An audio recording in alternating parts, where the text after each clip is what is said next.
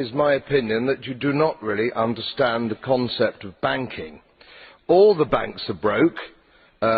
Bank Santander, Deutsche Bank, Royal Bank of Scotland, they're all broke.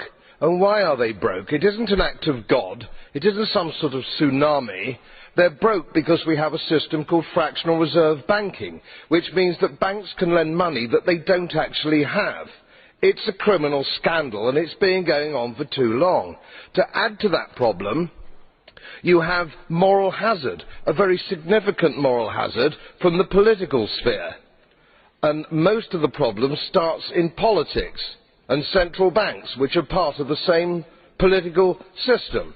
We have counterfeiting, sometimes called quantitative easing, but counterfeiting by any other name. The artificial printing of money, which if any ordinary person did, they'd go to prison for a very long time.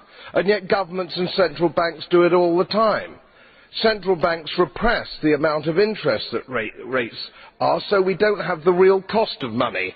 And yet we blame the real retail banks for manipulating LIBOR.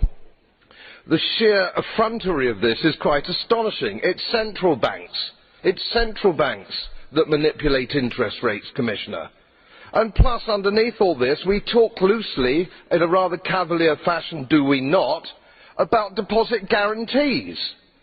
So when banks go broke through their own incompetence and chicanery, the taxpayer picks up the tab. It's theft from the taxpayer. And until we start sending bankers, and I include central bankers and politicians, to prison for this outrage, it will continue.